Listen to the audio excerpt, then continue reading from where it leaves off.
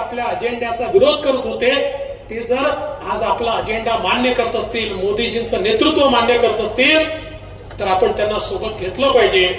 हर्षवर्धनजींनी सांगितलं मला त्रास होईलच आहे, माझ्या कार्यकर्त्यांना माझ्यापेक्षा जास्त त्रास होईल.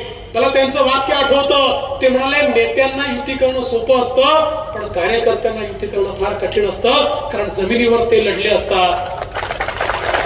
पण त्यांनी मला सांगितलं हे जरी असलं तरी एकेका कार्यकर्त्याला मी समजावेन. भारतीय जनता पक्षाची ताकद या इंदापूर तालुक्यामध्ये या ठिकाणी हर्षवर्धनजी आल्यानंतर मोठ्या प्रमाणात वाढली. एक मोठा भारतीय जनता पक्ष आपण या ठिकाणी तयार केला, मजबूत केला, जो स्वतःच्या भरोश्यावर या ठिकाणी क्रांती करू शकतो. अशा प्रकारचा भारतीय जनता पक्ष या इंदापूर तालुक्यामध्ये आपल्या जुन्या कार्यकर्त्यांसमवेत जसे हर्षवर्धनजी आले आणि आपल्यापैकी अनेक लोक आले तसा तो भारतीय जनता पक्ष एक मजबूत पक्ष या ठिकाणी तयार झाला.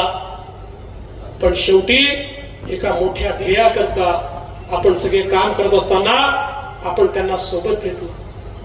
पण त्याही वेळी आणि काल परवा माझ्याकडे ज्यावेळी इंदापूर तालुक्यातले 150-200 प्रमुख कार्यकर्ते आले होते आणि खूप चर्चा झाली, मी सगळ्यांचं म्हणणं ऐकून घेतलं, सगळ्यांच्या शंका समजून घेतल्या आणि माझ्या मनात काय ते देखील मी बोलून दाखवलं. सगळ्या गोष्टी इतक्या मोठ्या लोकांसमोर बोलता येत नाही आणि माध्यमांसमोर तर बोलताच येत नाही. माध्यमांना मी दोष देत नाही, पण शेवटी काय इंटरप्रिटेशन जाईल हे सांगता येत नाही. पण मी सगळ्यांचं म्हणणं ऐकून माझ्या मनात काय हे मी सांगितलं. मी तुम्हाला आज विश्वास देण्याकरता आलो. या ठिकाणी हर्षवर्धनजींनी सांगितलं की इंदापूर तालुक्याचं पालकत्व स्वीकारा. हर्षवर्धनजी वयाने माझ्यापेक्षा मोठे आहेत, माझ्या 5 वर्ष आधी ते आमदार झाले, माझ्या आधी ते मंत्री झाले, पण माझे ते मित्र आहेत आणि म्हणून त्या मित्रत्वाच्या नात्यातनं मी एवढंच सांगतो की केवळ इंदापूर तालुक्याचं नाही, हर्षवर्धन पाटलांसहित इंदापूर तालुक्याचं पालकत्व स्वीकारण्याकरता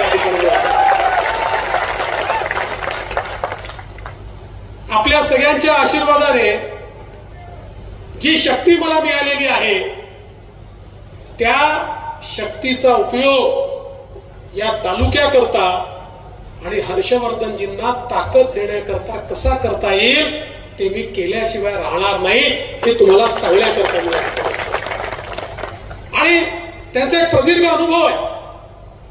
आज आपल्याला कल्पना आहे की आम्ही इतके वर्ष काम केलं, आता विधानमंडळात मलाही 25 वर्ष झाले, पण एक मंत्री म्हणून त्यांचं कार्य मी जवळून बघितलं आणि विशेषतः विधानमंडळातही सर्व पक्षाच्या नेत्यांना सांभाळून घेणारा मंत्री म्हणून त्यांच्याकडे पाहिलं जायचं.